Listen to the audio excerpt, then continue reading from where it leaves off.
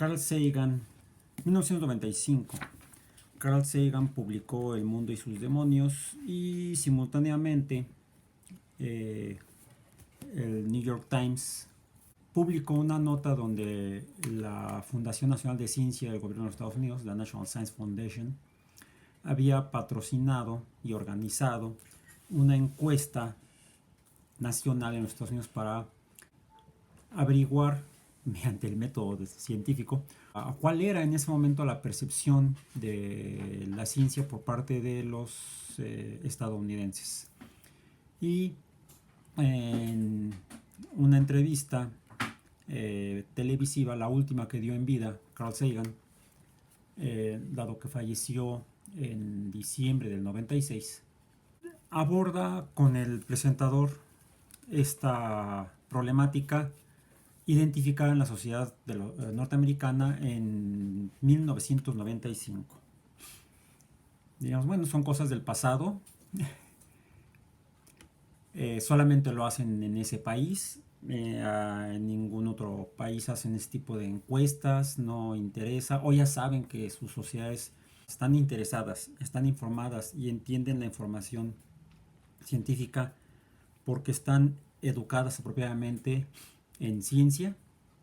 No sé otros países, pero en México, desde hace poco menos de 20 años, desde que se aprobó la ley de ciencia y tecnología en el primer gobierno federal del presente siglo, se estableció que por mandato de esa ley, mandato legal de esa ley civil en México, el Consejo Nacional de Ciencia y Tecnología, el CONACYT, debe realizar mediante el trabajo experto de alguna instancia, en este caso el Instituto Nacional de Estadística, Geografía e Informática, una encuesta sobre la percepción pública de la ciencia y la tecnología en el país. Esta encuesta se ha realizado al menos desde 2007, si no es que antes, la verdad no recuerdo exactamente las fechas. En 2017 está publicado los resultados en su sitio web. Percepción sobre ciencia y tecnología. Información sobre el nivel de conocimiento que tienen las personas de 18 años y más de edad en el país en torno a los nuevos descubrimientos científicos y desarrollos tecnológicos.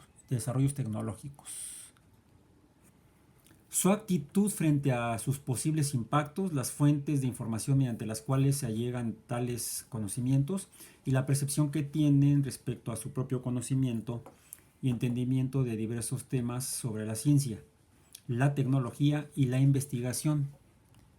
De acuerdo a sus características demográficas, como son edad, sexo y nivel de escolaridad. Como mencioné, esta encuesta la realiza el INEGI a solicitud del CONACYT, acatando el mandato de la Ley de Ciencia y Tecnología aprobada hace alrededor de unos 15 años, quizá un poquito más. Esa ley la pueden encontrar en el sitio web del Congreso, de la Cámara de Diputados, donde están publicadas todas las leyes y reglamentos federales que aprueba el Congreso de la Unión. Y muestra en esta página un resumen de los resultados de la encuesta de 2017. Esta encuesta se realiza cada 2 años. La ley establece que debe realizarse cada 2 años. La última publicada es la de 2017. Este año debe realizar la encuesta. Ignoro si ya están trabajando en ella, o si ya trabajaron antes, o si la van a hacer en las futuras fechas. Pues están publicados, está publicado un resumen de los resultados de la encuesta de 2017 y la encuesta de 2015. En el mismo sitio web del INEGI está publicada toda la información de las encuestas de los años previos. Y la primera vez que yo me enteré de esta encuesta fue hace 11 años, en 2009, cuando al menos un par de diarios de los llamados de circulación nacional publicaron noticias, dentro de sus noticias, algunos de los resultados de la encuesta que había realizado en 2009 precisamente el INEGI a solicitud del CONACYT sobre la percepción pública de la ciencia y la tecnología por los mexicanos adultos. Esos resultados me impactaron entonces en 2009 y fueron algunos de los que me llevaron a empezar a considerar el que deberíamos en las universidades tomar en cuenta esa información para hacer algo al respecto. Y es más, quizá cumplir con nuestras obligaciones que manda la ley orgánica de la Universidad Autónoma Metropolitana, aprobada también, aprobada por el Congreso de la Unión, que fue quien a través de la aprobación de esa ley creó en 1973 la Universidad Autónoma Metropolitana. Y la ley orgánica manda a la universidad cumplir tres funciones: a realizar educación superior, hacer investigación científica, tecnológica, humanística, publicarla y también difundir el conocimiento, difundir y preservar el conocimiento de las actividades que realiza en el ámbito de la investigación y la educación la Universidad Autónoma Metropolitana.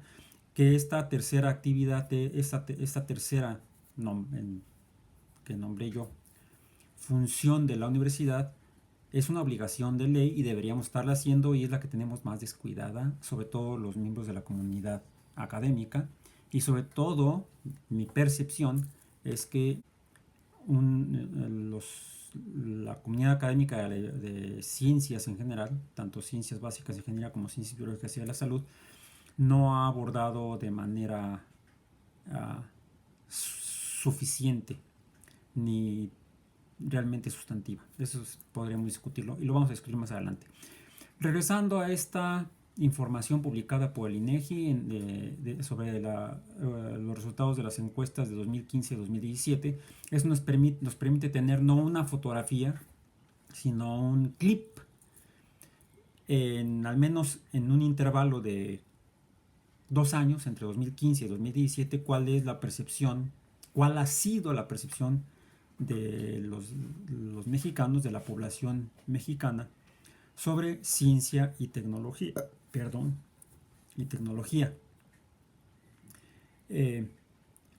Quizá pudiéramos tener una película más completa sobre esta historia de crimen y misterio. Si buscáramos y revisáramos la información de las encuestas realizadas desde la primera hasta la realizada hace un par de años, tendríamos una buena trama para escribir una novela de aventuras. Hay varios indicadores que utiliza el INEGI para describir cómo perciben los mexicanos la ciencia y la tecnología. Y me voy a permitir leer algunos de estos indicadores. El primer indicador que menciona: la población interesada en desarrollos científicos y tecnológicos.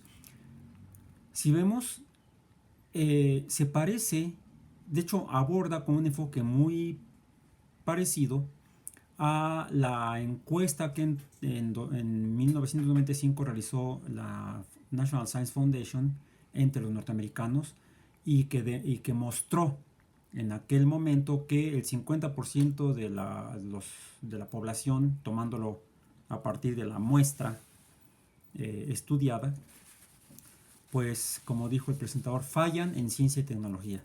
Tienen percepciones sobre ciencia y tecnología erradas, falsas tal vez.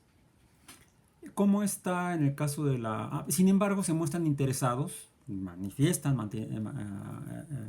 estar interesados en la ciencia y la tecnología.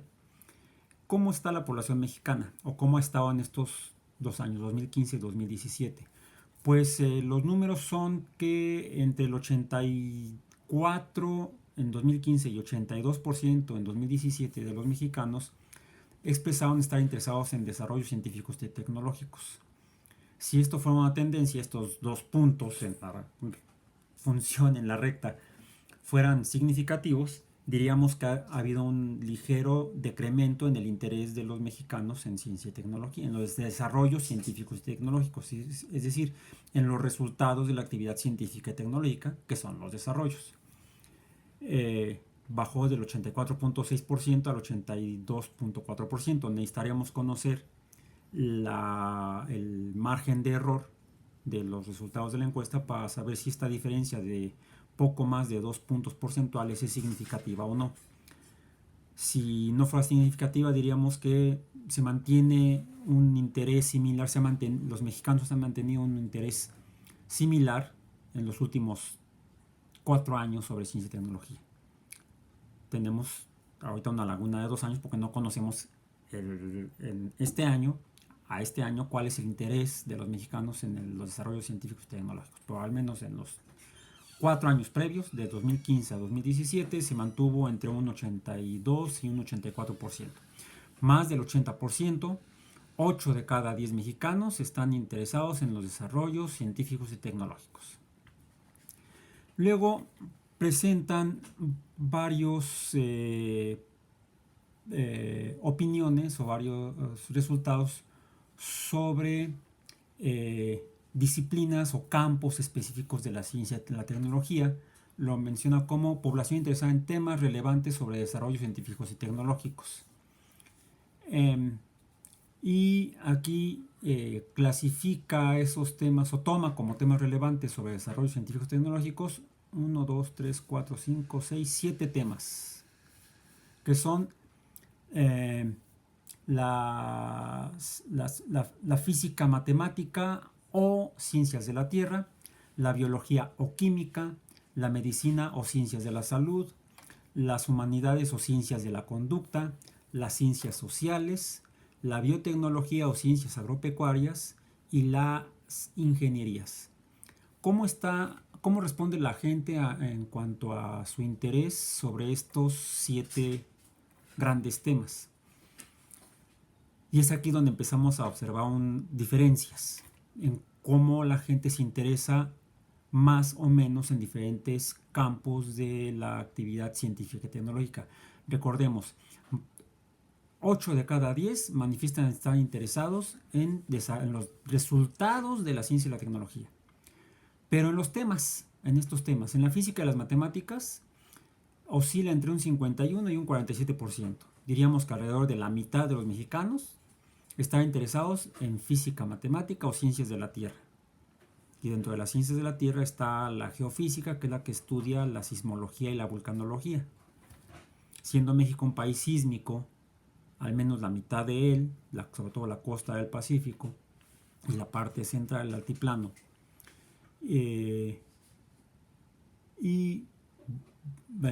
con actividad volcánica importante, y esto se da tanto en el sureste, en la zona de Chiapas principalmente, en el centro del país, desde el Golfo de México hasta el Pacífico.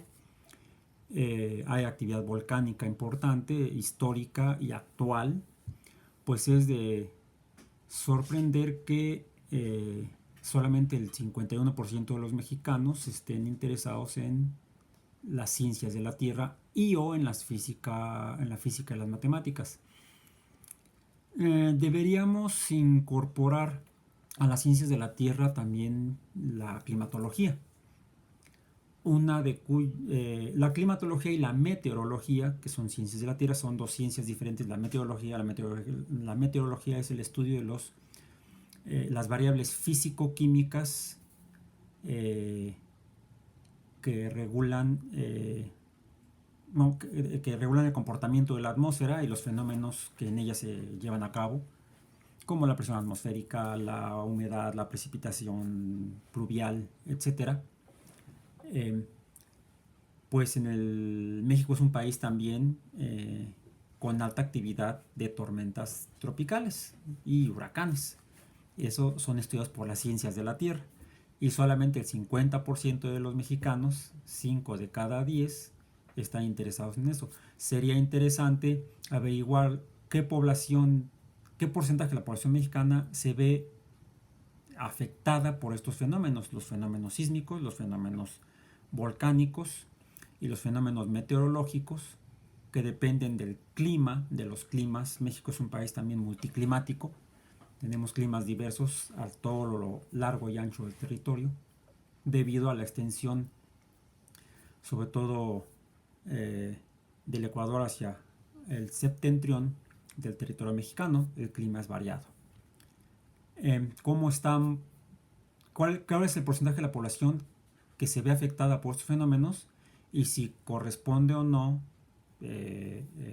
al porcentaje de población interesada? Quizá la población que se ve menos afectada por estos fenómenos no le importa y estaría en el 50% de los que no están interesados en las ciencias de la Tierra.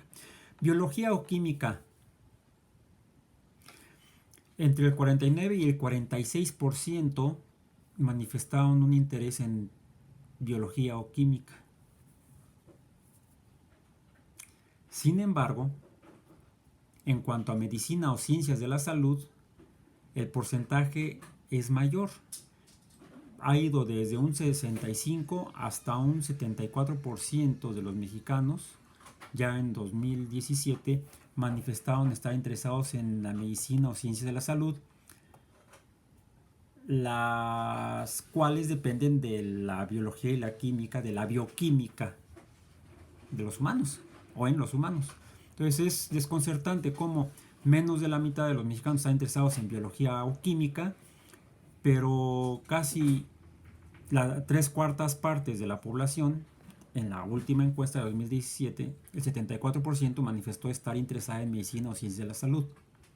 Y eso nos remite a el último tema que discutimos en el curso, sobre las medicinas alternativas y las otras que al menos pretenden usarse como medicinas.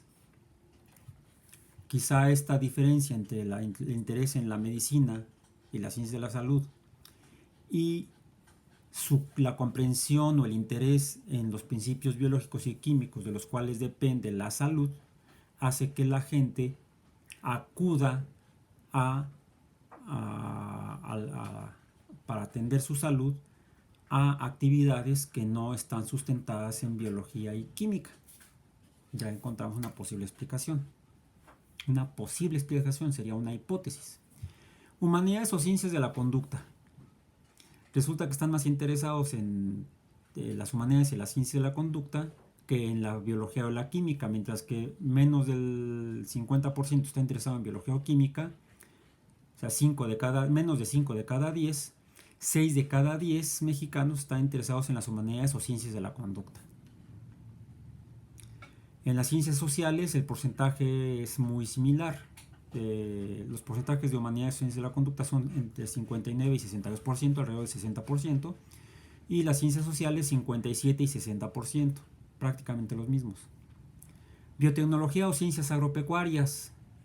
Si bien menos de la mitad, menos del 50% están interesados en biología o química, aún menos están interesados en la biotecnología o ciencias agropecuarias, de las cuales depende la producción de alimentos.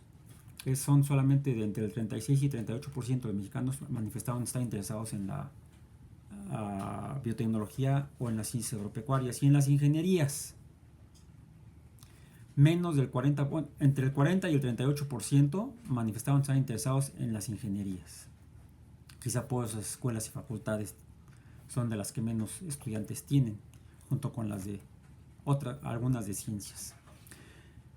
Ahora, el común de la gente suele mantenerse informada o acudir a información general y sobre estos temas a través de los medios de comunicación masiva. También lo toca la encuesta. Los medios de comunicación por los que la población se informa en temas de ciencia y tecnología consideran 4 medios: revistas, periódicos, televisión y radio. No mencionan aquí los medios, o al menos las redes sociales e internet. No especificas en esta parte si la gente se informa a través de estos medios masivos de comunicación convencionales, revistas, periódicos, televisión o radio, a través de los sistemas tradicionales, revistas y periódicos a través de papel, la televisión a través del televisor y la radio a través de la radio. o lo hacen a través de o tienen acceso a estas revistas, periódicos, televisión y radio a través de internet. Eso no lo especifica. Pero en cuanto a medios de comunicación, la mayor proporción de la gente que manifiesta estar interesada en temas de ciencia y tecnología lo hace a través de revistas, entre un 57 y un 48%. Por ciento ha bajado del 57 al 48%, una disminución casi del 10% entre 2015 y 2017. Periódicos, poco más del 40%, 41, 43%. Televisión, menos. A través de la televisión solamente el 35% respondió que se informaba por este medio en el 2015, y hace 2 años bajó al 26%. O sea, entre 3 y 2 personas de cada 10 se informan sobre ciencia y tecnología a través de la televisión. Habría aquí que averiguar si es porque solamente ese porcentaje busca esa información en la televisión, o quizá porque es lo que encuentran en la televisión. Quizá no es que no busquen la información, sino que no está presente en la televisión la ciencia y la tecnología. La información sobre ciencia y tecnología, no estoy hablando de ciencia ficción o de supuestos programas de tecnología. Durante diferentes épocas ha habido programas en televisión, por ejemplo, que han abordado los automóviles, incluso ingeniería de automóviles, o las computadoras o los videojuegos, que son también tecnología. Y la radio está peor. Solamente el 15% de la gente expresó informarse a través de la radio en 2015, y ese bajó al menos del 10%, 9.7% en 2017. Cabe la misma pregunta: ¿hay información sobre ciencia y tecnología en la radio? Si la hay, solamente la busca menos de 2 mexicanos de cada 10, o es que no hay información y por eso solamente el menos de 2 de cada 10 mexicanos se informa en la radio, porque no hay información en la radio. Asimismo, regresando a los periódicos más que a las revistas, porque hay revistas especializadas en ciencia y tecnología, no son muchas, la mayoría son de divulgación, no son revistas especializadas, y no me refiero a revistas, a journals o papers científicos, sino revistas altamente especializadas, revistas, por ejemplo, de repente había en los puestos de periódicos revistas sobre tecnología electrónica, y no eran específicamente revistas de divulgación, sino revistas para gente aficionada o profesionales de la electrónica, quizá de la radiocomunicación precisamente, revistas de comunicación entre aficionados, no revistas de divulgación científica. Este es otro capítulo de la comunicación, y en particular de la comunicación de la ciencia. Eso lo abordaremos más adelante. Voy a terminar solamente esta primera parte de esta página web del INEGI, donde están los resultados de 2 años, 2015 y 2017, sobre percepción de ciencia y tecnología. Percepción sobre ciencia y tecnología. Y van a ser los últimos 2 indicadores que presentan esta página web. La página web presenta más información, esa por favor revísenla, algunas gráficas que amplían la información desplegada y resumida del documento extenso de la encuesta, la cual también está disponible en el sitio web del INEGI. Y estos 2 indicadores son: población que visita museos de ciencia y tecnología. 2015, 17%, 2017, 18%, 17.8%, 18.7%. Alrededor del 18% de los mexicanos en esos 2 años, entre 2015 y 2017, manifestaron que visitaban museos de ciencia y tecnología. Por cierto, en estos años, entre 2015 y 2017, se llevó a cabo el desmantelamiento de uno de los museos más antiguos y tradicionales de ciencia y tecnología en México, el Museo Tecnológico o MUTEC de la Comisión Federal de Electricidad. Investiguen ese caso. ¿Qué sucedió con el MUTEC?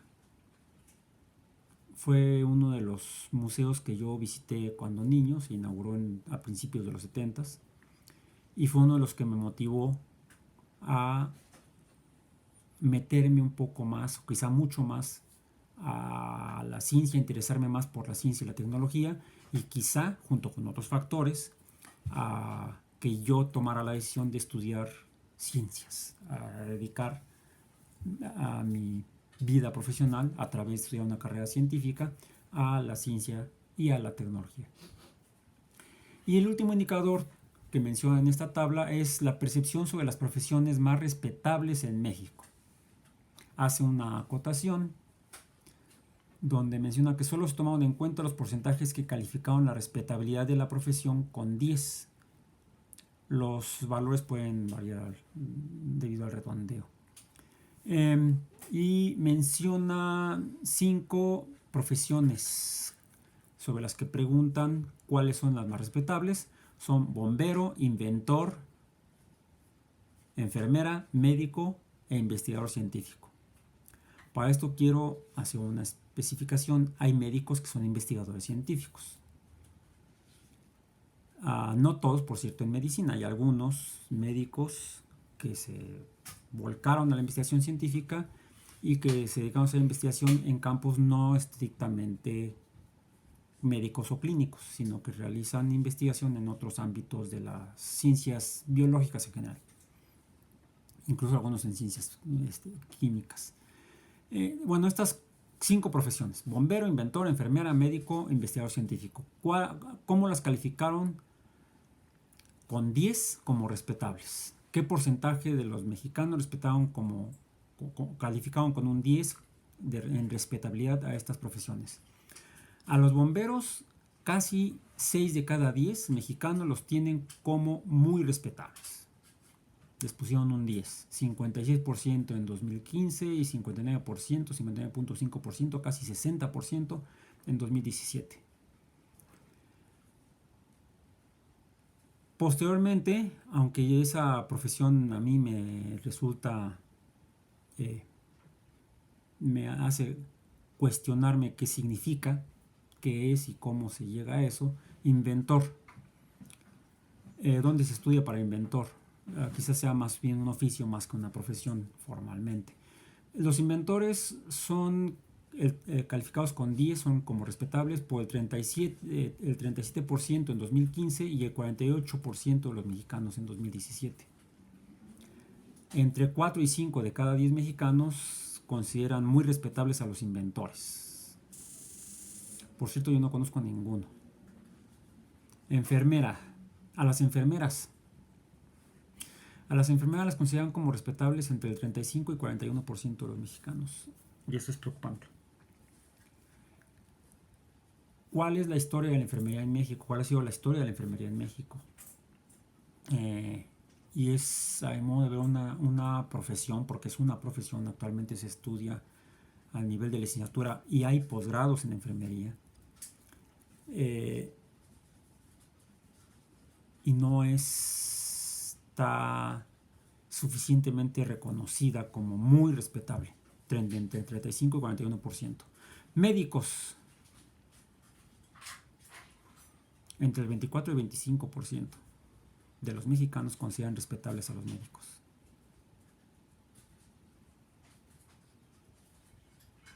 Un largo silencio. Los investigadores científicos, en 2015 consideraron respetables a los investigadores científicos el 26% de los mexicanos, 26.6% de los mexicanos, la cuarta parte. Podemos sentirnos un poquito bien, porque en 2017 subió a 34.6%, un 8% más que en 2015. Entonces, entre 2015 y 2017 aumentó el porcentaje de mexicanos que consideran respetables a los investigadores científicos.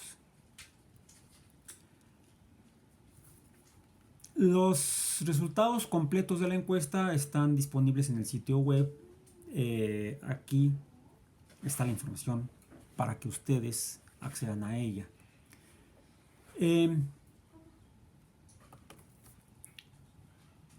¿Qué hacer con esto? ¿Qué hacer con esto? Primero hay que retomar cómo Sagan abordó esta problemática en la sociedad norteamericana, y está descrito en El mundo y sus demonios.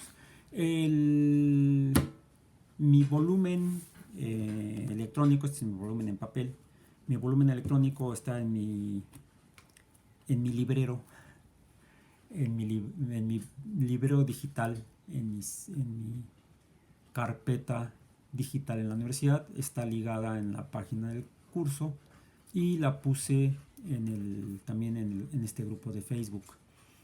Ahí pueden conseguir el libro en español. Desafortunadamente yo no lo encontré en inglés, solamente lo encontré en español en papel. Pero está bastante bien traducido, tiene sus detallitos. Pero está muy bien, se respeta la estructura y el mensaje del texto. Lean el capítulo 4, se titula Extraterrestres en español, Aliens en inglés, porque nos ayuda a retomar de uno de los temas que también ya revisamos en el curso, y cómo esto forma parte de ese contexto cultural. De ahí que sería la última temática de nuestro curso, de acuerdo al programa formal del curso, que está dividido, como mencioné, en 4 grandes capítulos: introducción al pensamiento crítico, los estándares intelectuales, el último de los casos o temas que vamos a abordar para cerrar el concepto de estándares intelectuales, en qué marco de referencia intelectual nos manejamos, al menos los mexicanos, cómo vemos e interpretamos el mundo, y en algunos casos cómo esta interpretación del mundo puede llevarnos a interpretaciones quizá lejanas de la realidad tangible del mundo. Por eso revisar la encuesta sobre percepción pública de la ciencia y la tecnología puede ser la fotografía de 2017, o puede ser cómo ha sido a lo largo de diferentes años y si ha habido cambios en esta percepción de la gente en México hacia la ciencia y la tecnología, y qué podríamos hacer con base en las experiencias de otras sociedades. Fue un tema que preocupó seriamente a Carl Sagan casi hasta el día de su muerte, y lo llevó a hacer más allá que solamente investigación científica astronómica, astronomía planetaria. Lo llevó a profundizar en el desarrollo de actividades de difusión y preservación de la cultura científica, inicialmente en la sociedad norteamericana, pero incluso yendo más allá de solamente la sociedad norteamericana, la sociedad de los Estados Unidos. E incluso eso llevó a que ese interés muy personal, muy local de Sagan, con base en sus experiencias personales en su comunidad, impactó más allá de las fronteras de su nación. En este último libro que escribió él en vida, El mundo y sus demonios, es un libro un tanto extenso. La versión en español por parte de esta editorial tiene una extensión de texto, faltan además las referencias y el índice. Son 469 páginas. 469 páginas. Pero es muy rico. Fue un abordaje muy extenso de la problemática de la percepción del público norteamericano hacia la ciencia y la tecnología. Y con base en esa experiencia que tuvo como científico y como divulgador, como comunicador de la ciencia, Sagan, en el capítulo en el capítulo 12, que se titula El sutil arte de detectar camelos. Está traducido en España. El capítulo 12 presenta lo que él llama las herramientas para el pensamiento crítico. Las herramientas para el pensamiento crítico estarían en el capítulo 12. El capítulo 12.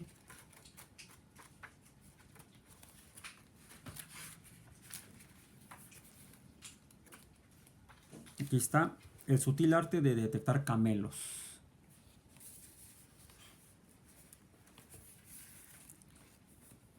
Comienza con una rememorando. Mis padres murieron hace años. Yo estaba muy unido a ellos, todavía los echo terriblemente de menos. Sé que siempre será así. Anhelo creer que su esencia, su personalidad, lo que tanto amé de ellos existe, real y verdaderamente, en alguna otra parte. No pediría mucho, solo 5 o 10 minutos al año, por ejemplo, para hablarles de sus nietos, para ponerlos al día de las últimas novedades, para recordarles que los quiero. Hay una parte de mí, por muy infantil que suene, que se pregunta dónde estarán. ¿Os va todo bien? Recordemos esa traducción en España. Me gustaría preguntarles. La última palabra que se me ocurrió decirle a mi padre en el momento de su muerte fue: cuídate. A veces sueño que hablo con mis padres y de pronto, inmerso todavía en el funcionamiento del sueño, se apodera de mí la abrumadora constatación de que en realidad no murieron, que todo ha sido una especie de error horrible. En fin, están aquí sanos y salvos. Mi padre contando chistes malos, mi madre aconsejándome con total seriedad que me ponga una bufanda porque hace mucho frío. Cuando me despierto, emprendo un breve proceso de lamentación. Sencillamente algo dentro de mí se afana por creer en la vida después de la muerte y no tiene el más mínimo interés en saber si hay alguna prueba contundente de que exista. Así pues, no me río de la mujer que visita la tumba de su marido y habla con él de vez en cuando, quizá en el aniversario de su muerte. No es difícil de entender, y si tengo dificultades con el estado ontológico de la persona con quien habla, no importa. No se trata de eso. Se trata de que los humanos se comportan como humanos. Ya hemos visto que dentro de ese comportamiento como humanos, hasta los sentidos biológicos naturales nos ayudan a engañarnos, quizá para sentirnos mejor cuando pasamos por experiencias traumatizantes, como la pérdida de un ser muy querido. Y es por eso que en este capítulo presenta las herramientas para el pensamiento crítico. Voy a leer un párrafito que está antes de un listado. En ciencia podemos empezar con resultados experimentales, datos, observaciones, medidas, hechos. Inventamos, si podemos, toda una serie de explicaciones posibles y confrontamos sistemáticamente cada explicación con los hechos. A lo largo de su preparación se proporciona a los científicos un equipo de detección de camelos. Ustedes están en esa etapa de formación de entrenamiento para detectar engaños, camelos. Este equipo se utiliza de manera natural siempre que se ofrecen nuevas ideas a consideración. Si la nueva idea sobrevive al examen de las herramientas de nuestro equipo, concedemos una aceptación cálida, aunque provisional. Si usted lo desea, si no quiere comprar camelos, aunque sea tranquilizador hacerlo, puede tomar algunas precauciones. Hay un método ensayado y cierto, probado por el consumidor. ¿En qué consta el equipo? De herramientas para el pensamiento escéptico, menciona aquí. El pensamiento escéptico, los científicos deben ser escépticos porque la ciencia es escéptica por naturaleza. El escéptico es el que no cree si no hay evidencia. No el que niega, como algunos que se autollaman escépticos y no son escépticos. Realmente son no creyentes o no convencidos por los hechos de una falacia que ellos creen. Eso lo abordaremos más adelante. El pensamiento escéptico es simplemente el medio de construir y comprender un argumento razonado y, especialmente importante, reconocer un argumento falaz o fraudulento. La cuestión no es si nos gusta la conclusión que surge de una vía de razonamiento, si la conclusión se deriva de la premisa o punto de partida y si esta premisa es cierta. Y luego enlista de manera un tanto extensa esas herramientas. Para no extenderme más, voy solamente a leer un listado, este listado pero resumido, el cual está disponible en la tienda, en el lobby del teatro, ¿no? en el sitio web del curso, y que también puse al alcance de ustedes en el grupo de Facebook y está también en las otras plataformas. El pensamiento crítico es el medio de construir y comprender un argumento razonado y con mayor importancia de reconocer un argumento falso o fraudulento, esto es, si la conclusión se obtiene a partir de una premisa y si ésta es cierta. 1. Siempre que sea posible debe haber confirmación independiente de los hechos. 2. Impulse el debate sustantivo sobre la evidencia por proponentes conocedores de todos los puntos de vista. 3. Los argumentos de autoridad tienen poco peso. En ciencia no hay autoridades. 4. Plantee más de una hipótesis. No solo corra con la primera idea que le gustó. 5. Trate de no atarse demasiado a una hipótesis solo porque esta es suya. 6. Cuantifique siempre que sea posible. Y esto es lo más difícil en ciencia. Establecer un sistema estándar de cuantificación confiable. 7. Si hay una cadena de argumentos, cada eslabón de la cadena debe funcionar. Con uno que sea endeble, la cadena se rompe. 8. La navaja de Occam. Si hay dos hipótesis que explican igualmente bien los hechos, escoja la más simple. Quítele lo que sobra. 9 y último. Pregunte si la hipótesis puede, al menos en principio, ser falsa. Se muestre falsa por alguna prueba no ambigua. En otras palabras, ¿es probable?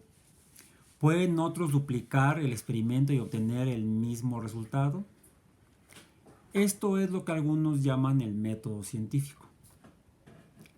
Puede ser que la argumentación no baste para el descubrimiento de un nuevo trabajo, porque la sutileza de la naturaleza es muchas veces mayor que la del argumento.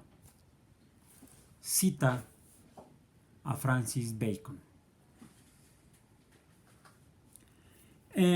Y cerramos nuestra sesión de hoy tratando de utilizar este paquete de herramientas para identificar falacias. O sea, lo que se prueban son los hechos. Si hay suficientes evidencias, la hipótesis probablemente sea cierta en un porcentaje que tendería a la unidad al 100%. Estaremos cerca, acercándonos a la realidad. Estaremos más lejos de la falacia y más cerca de lo que llamamos verdad, con base en las evidencias. Si no hay evidencias suficientes, si el porcentaje de evidencias es muy pequeño, lo más probable es que nos encontremos más cerca de la falsedad de la hipótesis que de la certeza de la misma. Entonces, la herramienta metodológica fundamental científica es la herramienta matemática de la estadística. Y aquí el microproyecto con que cerraríamos este gran capítulo de los estándares intelectuales. Usemos ese paquete de herramientas, ese maletín de herramientas para el pensamiento crítico, para poner a prueba afirmaciones o fenómenos que la gente promueva o crea, para verificar qué tan cerca están de la falacia o qué tan cerca están de la certeza. Por hoy nos despedimos.